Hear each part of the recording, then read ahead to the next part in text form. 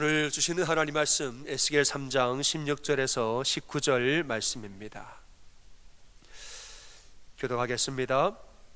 7일 후에 여호와의 말씀이 내게 임하여 이르시되 인자야, 내가 너를 이스라엘 족속의 파수꾼으로 세웠으니 너는 내 입의 말을 듣고 나를 대신하여 그들을 깨우치라.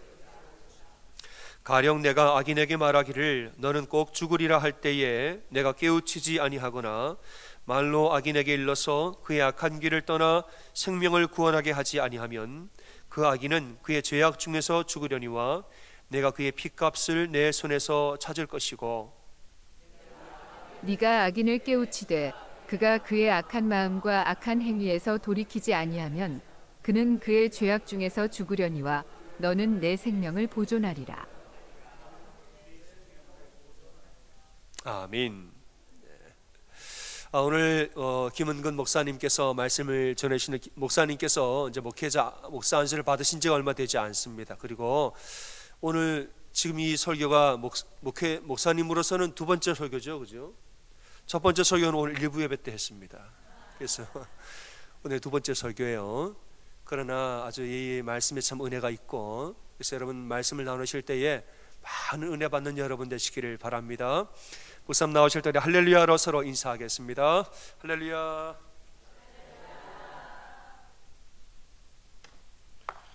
네, 반갑습니다. 앞서 소개받은 김은근입니다. 제가 은혜를 드리고자 이 자리에 왔는데, 제가 찬양을 들으면서 너무나 많은 은혜를 받아서 제가 좋아하는 그 맥킨, 그 성교학의 맥킨 교수님이라고 계세요. 근데 그분이 똑같은 상황이었는데 나오시자마자 이렇게 얘기하시더라고요. This is a sermon changer 이러시더라고요. 너무나 감사합니다. 먼저 양해의 말씀 제가 구하겠습니다. 제가 여러분들과 함께 말씀을 나누고 싶어서 저 밤에 출발해서 오늘 아침에 도착을 해서 제가 잠을 잘 못 잤습니다. 그래서 혹시라도 제 설교 가운데 갑자기 제가 그 버퍼링이 일어나서 멈춰버린다면 젊은 목사가 얼마나 설교를 하고 싶어서 이 자리에 왔을까, 그 열정이 식지 않도록 해주십시오라고 기도를 부탁드립니다. 아멘. 아침에 일부 설교 때 제가 너무 피곤한 상태로 설교를 해서 이제 제가 제 친구 이름을 잘못 소개를 했었습니다. 사실은 제 이름 때문에 제가 어릴 때부터 놀림을 많이 당했거든요. 근데 신학교에 오니까 그 박집사라는 친구가 있었어요. 그 청년부 때 하도 교회만 오면 집사 부르니까 자기가 회장을 3년을 해서 회장 소리를 듣고 살았다는 이야기가 있었습니다. 자기 아버지가 교회 가서 봉사 많이 하라고 이름을 박집사라고 지었다고 합니다. 그 친구와 저의 공통점은 태어나기 전에 우리는 이미 소명을 받았다. 은근이라고 하는 이름은 할아버지가 은혜로운 목사가 되라고 이름을 지어주셨습니다. 그래서 저는 목사로, 제 친구는 집사로 소명을 받고 태어났는데, 오늘 제가 여러분과 함께 나누고자 하는 은혜의 말씀은 이 소명에 대한 말씀입니다. 저에게 그리고 여러분에게 제가 질문으로 이 말씀을 시작하려고 합니다. 어떠한 생각으로 이곳에 오셨습니까? 즉 어떠한 동기를 가졌습니까? 제가 질문하면 여러분 아니오라고 대답을 해주시면 됩니다. 혹시 축복입니까? 책임감입니까? 혹시 사명감입니까? 네, 감사합니다. 우리는 소명 때문에 이 자리에 왔습니다. 그 이유는 하나님 우리를 불러주셨을 때 우리를 이 땅에서 살다가 없어진 존재가 아니라 영원한 존재로 불러주셨기 때문입니다. 그래서 우리는 영원한 존재이기 때문에 소명을 받았다고 생각을 해야 됩니다. 이 소명이라는 말은 원래 부르심이라는 뜻이지요. 이것은 나라 또는 임금님이 일을 하기 위해서 일꾼을 부를 때 일꾼이 나 일감이 생겼어라고 얘기하지 않고 소명을 받았다라고 이야기를 합니다. 그래서 요즘은 이런 말을 잘 안 쓰죠. 내가 국가 과업을 얻었다 이런 식으로 말을 하지만 소명은 원래 관계를 뜻합니다. 임금님에게 받았다 또는 나라의 일을 부름받았다, 이래서 관계어입니다. 요즘 교회 안에서도 소명이라는 말을 안 씁니다. 주로 사명이라는 이야기를 하시죠. 그것은 고린도전서 4장 1절 2절의 말씀을 오해했기 때문에 제가 잠깐 읽겠습니다. 사람이 마땅히 우리를 그리스도의 일꾼이요 하나님의 비밀을 맡은 자로 여길지어다. 그리고 맡은 자들에게 구할 것은 충성이니라. 우리가 그리스도의 일꾼으로 하나님의 비밀을 맡은 자로 불렀다는 것이 바로 소명입니다. 근데 사명감을 너무 강조하다 보니까 우리의 본질을 자꾸 잊게 됩니다. 사명은 일이고 소명은 본질입니다. 사명은 소명으로부터 나옵니다. 어느 도시 아줌마들이 다방을 갔습니다. 여러분 혹시 다방이 무엇인지 아시죠? 아마 아실 거예요. 지금도 역전에 가면 역전다방, 어느 지역에 가면 뭐 을지다방 이런 것들이 있다고 합니다. 근데 이제 다방에 가서 그 아줌마들이 주문을 해서 종업원이 왔습니다. 그러자 한 분이 이렇게 주문을 했다고 합니다. 그 달콤한 거 있잖아요. 무슨 마끼아또 그 캐러멜 마끼아또를 주문했습니다. 그러자 그 옆에 있던 사람이 이렇게 얘기했습니다. 나는 투샷에 콤파냐를 주세요 라고 주문을 했습니다. 근데 마지막 세 번째 사람이 이렇게 주문을 했습니다. 나는 바닐라빈 프라푸치노에 엑스트라 코코넛 가루, 휘핑크림 넣어주시고 얼음은 빼주세요. 그리고 스테비아와 몽크프루트 시럽 추가해주시고 코코넛 밀크 넣어주세요 라고 했다고 합니다. 그러자 그 종업원이 씩 웃더니 주문서에 이렇게 적더랍니다. 혹시 무엇인지 아세요? 아시는 분 있으십니까? 네. 다방 커피 3잔 이렇게 했습니다. 지금 제가 무슨 얘기를 하는 걸까요? 제 본질 이야기를 하는 겁니다. 교회 본질은 부르심에서 시작합니다. 우리가 각자의 다양한 사명을 가지고 이 자리에 오는 것이 아니라 세상으로부터 부름을 받았다고 하는 본질을 가지고 이 자리에 옵니다. 오늘 우리가 에스겔서의 말씀을 함께 나누면서 이 소명에 대한 2가지의 교훈을 얻고자 합니다. 첫 번째 교훈은 소명은 모든 자에게 주시는 하나님의 은혜입니다. 소명은 모든 자에게 주시는 하나님의 은혜입니다. 우리가 에스겔서를 읽을 때 예레미야와 비교를 하면 큰 은혜가 됩니다. 왜냐하면 예레미야는 예루살렘에 남아있는 자들에게 눈물로서 그들을 위로하는 말씀을 주로 전했습니다. 예루살렘에 남아있는 자들은 가난한 자들이고 병든 자만 남아 있었습니다. 느부갓네살 왕이 쳐들어왔을 때 그날의 왕족, 그 다음에 귀족, 건강한 사람들, 가치가 있는 사람들, 그리고 제사장들을 끌고 바벨론으로 데려갔습니다. 여호야긴 왕 때 데려갔는데 여호야긴이 무려 37년간 감옥에 있었습니다. 그리고 에스겔서는 여호야긴 왕이 5년 정도 있었을 때, 감옥에 5년 정도 있었을 때 쓰여진 책입니다. 그래서 그들이 그곳에 끌려왔을 때 아마 이런 생각을 했을 겁니다. 하나님의 심판은 가난한 자들이 아닌 부한 자들, 종교 지도자들, 우리에게 먼저 왔구나. 그래서 그들은 스스로가 먼저 저주받은 자들, 심판받은 자들로 아마 인식을 했던 것 같습니다. 그들의 삶이 얼마나 비참했을지는 우리가 감히 상상을 할 수 없을 것 같습니다. 심지어 그들이 있었던, 지금 오늘 바벨론 아니죠. 제가 지금 이렇습니다. 에스겔서를 처음 펼치면 에스겔서 맨 처음에 그발 강가에서 하나님의 이상을 바라보는데, 이 그발 강이라고 하는 곳은 지금의 이란과 이라크 국경쯤에 있습니다. 그런데 이곳은 바벨론의 수도보다도 훨씬 더 예루살렘으로서 멀습니다.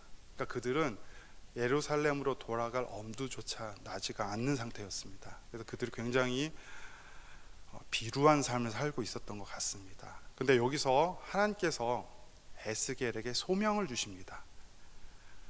하나님이 에스겔을 통해서 예루살렘에서 온 그 백성들에게 하시고자 싶었던 말씀은 이것이었습니다. 제가 에스겔서 2장 5절을 읽겠습니다. 그들은 패역한 족속이라, 듣든지 아니 듣든지 그들 가운데 선지자 있을 줄은 알지니라. 이게 원문을 자세히 읽어보면 사실 이런 겁니다. 그들은 들을 수도 있고 안 들을 수도 있다. 왜냐하면 그들은 반항하는 족속이기 때문이다. 하지만 그들은 곧 알게 될 것이다. 선지자가 그들과 함께 있다는 것을. 예루살렘에 남아있는 자들은 예레미야를 통해서 회복의 이야기를 듣고 눈물의 위로를 얻고 있었습니다. 하지만 바벨론에 끌려온 자들은 스스로를 이미 심판받은 자들로 아마 생각하고 있었던 것 같습니다. 그러나 하나님은 그들이 알기를 원하십니다. 선택받은 자들이 죄를 지어서 고난을 받는다고 생각하는 것이 아니라 처음부터 하나님은 죄인을 부르시고 모든 자들에게 은혜 베풀기를 원하시는 것이 하나님이 부르시는 이유입니다.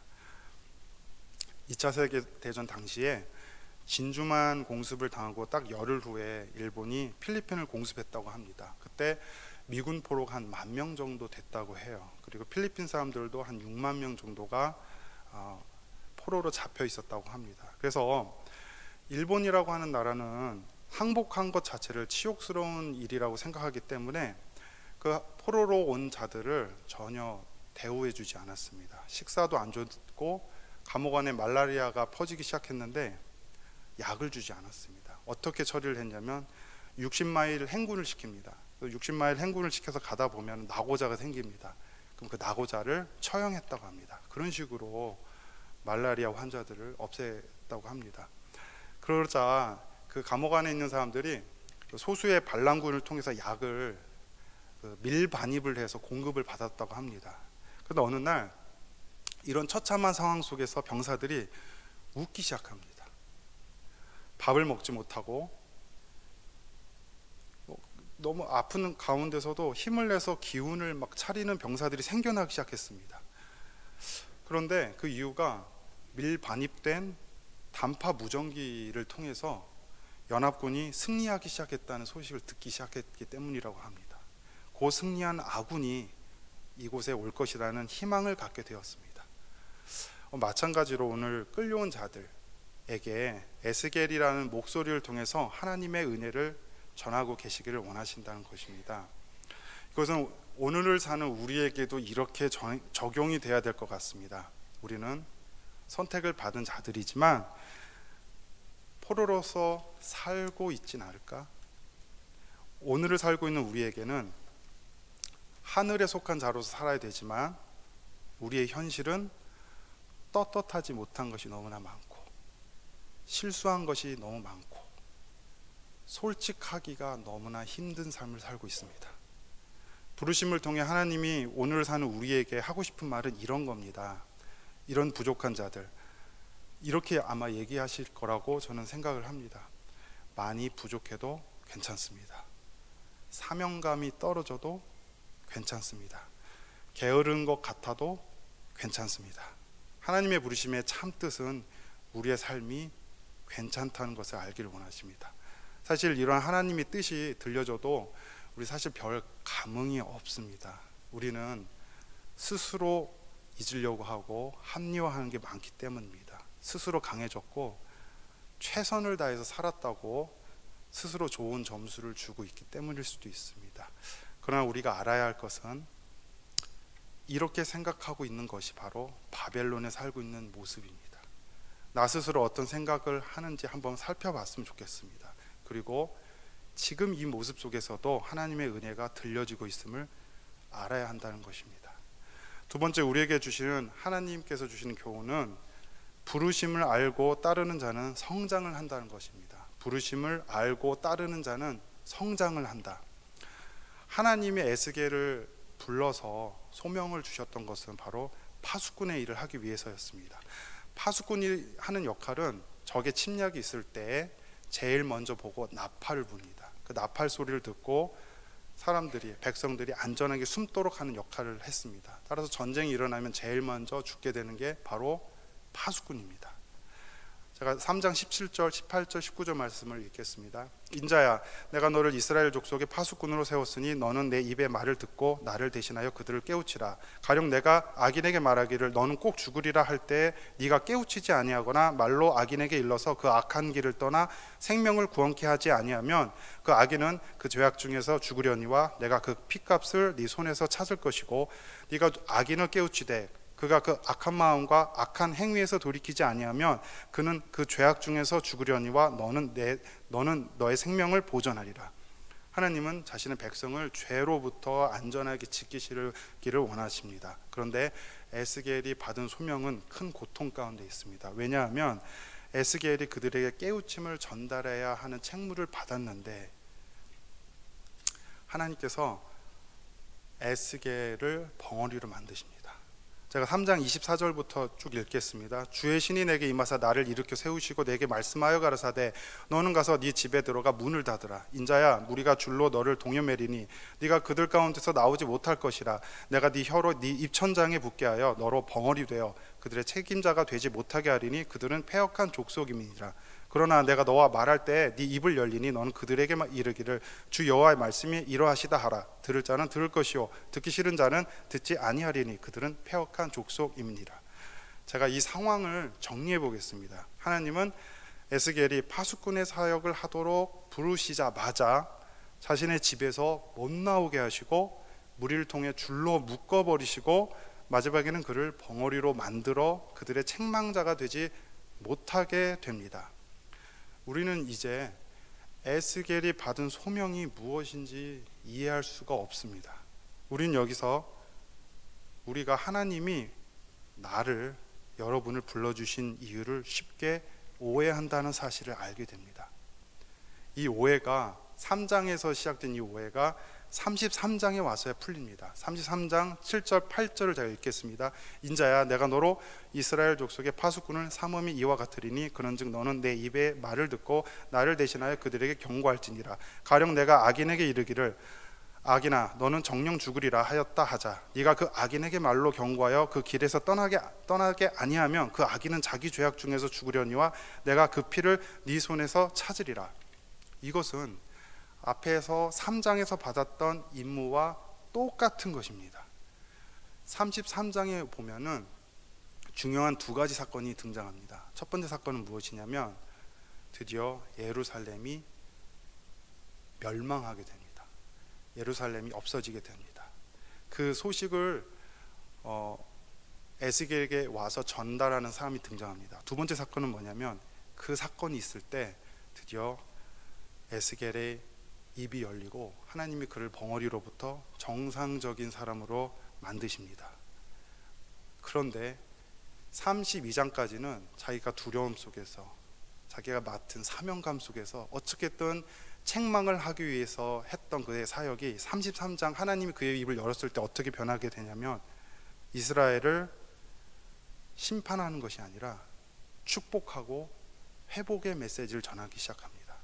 그리고 제일 중요했던 건 뭐냐면 하나님이 에스겔을 통해서 이스라엘에게 선포를 하시는데 하나님이 이스라엘을 정결케 하겠다는 선포를 하십니다. 이건 굉장히 중요한 겁니다. 왜냐하면 스스로가 죄인임을 알았고 죄로 인해서 자신을 심판받았다고 생각했기 때문입니다. 그런데 더 놀라운 것은 그 전에 아무리 회개를 책망의 이야기를 할지라도 회개하지 않았던 이스라엘이 위로와 축복 정결의 선포를 듣고 나서 회개하기 시작하는 것으로 보입니다. 그들이 처하는 감옥이 더 이상 처참한 상황이 아니라 그들이 회개하고 감사하기 시작합니다. 그리고 나서 에스겔은 알게 되었던 것 같습니다. 이 깨우침과 이 나팔을 부는 파수꾼의 일은 내가 하는 것이 아니고 오로지 하나님께서 하시는구나. 32장까지의 사명감, 두려움 속에서 최선을 다하려고 몸부림을 쳤는데 입은 안 열리고 몸은 구속을 받았습니다. 그런데 이제서야 회복과 축복과 정결을 선포하시고 악인이 하나님께 돌아오고 에스겔은 소명을 받고 나서 한참 이후에 충성되어 그 소명 가운데 사는 한참 이후에서야 깨닫게 됩니다. 하나님이 일하고 계시구나를 깨닫게 됩니다. 이것이 바로 기독교가 말하고 있는 성장입니다. 성장이라는 것은 하나님이 일하고 계심을 목도하는 것입니다. 카톨릭 복음주의자 가운데 헨리 나우엔이라는 분이 계십니다. 아마 많이 알려지신 분이라 여러분들 가운데 많이 아실 텐데 사실 제가 이 말씀을 드릴 때 저를 오해 안 하셨으면 좋겠습니다. 왜냐하면 헨리 나우엔은 지금 스스로가 동성애자임을 고백을 했는데 마지막 죽기까지 자신의 성향과 싸웠던 분으로 알려져 있습니다. 하지만 그분의 그런 부분은 지금에 와서 비판하는 분들이 그렇게 얘기하고 사실은 이분이 가장 유명한 것은 이분이 평생 정신지체 장애자들을 돌보면서 살았던 것으로 사실은 유명합니다. 1985년 초 봄학기에는 이분이 예일대 교수로 계셨고 1985년 가을학기에 하버드대 교수로 가기로 되어 있었습니다. 그럴 때 중간에 여름에 프랑스의 라루시라고 하는 공동체 한 지도자가 그분에게 여름에 한 수련회를 부탁을 합니다. 그 수련회가 무엇이었냐면 정신지체자들을 돌봐주는 그 공동체가 주최하는 수련회였습니다. 그래서 그분이 여름에 그곳에 가보니까 자신이 강사로 초대받은 줄 알고 설교를 준비하고 갔습니다. 그때 막상 가보니 그곳은 침묵 수양회였습니다. 사흘 동안 열리는데 기도하고 행동으로만 사람들을 돌보고 섬기는 수양회였다고 합니다. 그래서 설교하러 간 그분이 4일 동안 아무 말 안 하고 정신지체자들을 돌봐주고 발을 씻어주고 밥을 해주고 식사를 같이 했다고 합니다. 그런 경험을 하고 나서 그가 하버드 대 교수로 가려고 준비 중에 있었습니다. 그때 그 공동체 지도자가 그분에게 이런 권면을 하게 되었습니다. 그분이 말없이 잘 섬기는 것을 보고 같은 공동체에서 함께 사역하기를 제안을 합니다. 하지만 그분은 그거를 결정을 내리기가 너무 힘들었습니다. 계속 기도하는 가운데 하나님께서 그를 불러주셨다는 부르심을 깨닫게 됩니다. 그리고 결국엔 그 가을이 되었을 때 그분은 하버드 대학 교수직을 포기하고 캐나다의 토론토 근처에 있는 데이브레이크 커뮤니티라는 곳에 정신지체를 위해서 새로 생긴 공동체의 지도자로 갑니다. 그곳은 단 6명의 정신지체 아들이 있었는데 그 6명을 위해서 자신의 교수직을 버리게 됩니다. 그런데 어느 날 그가 자기 친구에게 이런 고백을 합니다. 제가 읽겠습니다. 나는 이 사람들을 돕기 위해서 여기에 왔다고 생각한다. 그런데 나는 이 공동체에 와서 처음으로 고향을 찾은 것 같은 감정을 느낀다. 탕자였던 내가 오히려 집으로 돌아온 것을 느낀다. 그리고 나는 이 사람들을 돕고 이 사람들을 치료하기 위해서 온 것만은 아니다. 우리 공동체 6명 중 아담이라는 청년이 있는데 그는 정신지체하였지만 깨끗하고 투명한 영혼을 가졌다. 나는 그의 영혼과 부딪히면서 그가 나를 치료하고 있다. 그가 나를 치료하고 있다.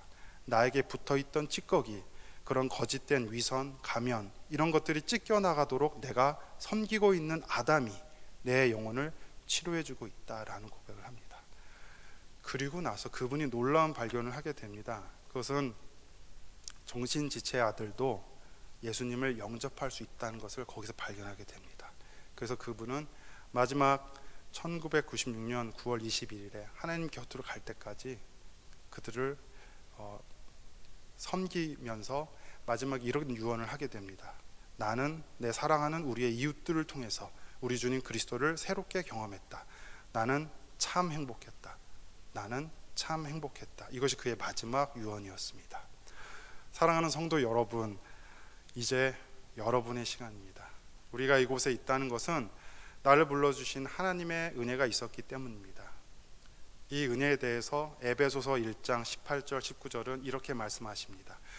너희 마음 눈을 밝히사 그의 부르심의 소망이 무엇이며 성도 안에서 그 기업의 영광의 풍성이 무엇이며 그의 힘의 강력으로 역사하심을 따라 믿는 우리에게 베푸신 능력의 지극히 크심이 어떤 것을 너희로 알게 하시기를 구하노라. 함께 기도하겠습니다.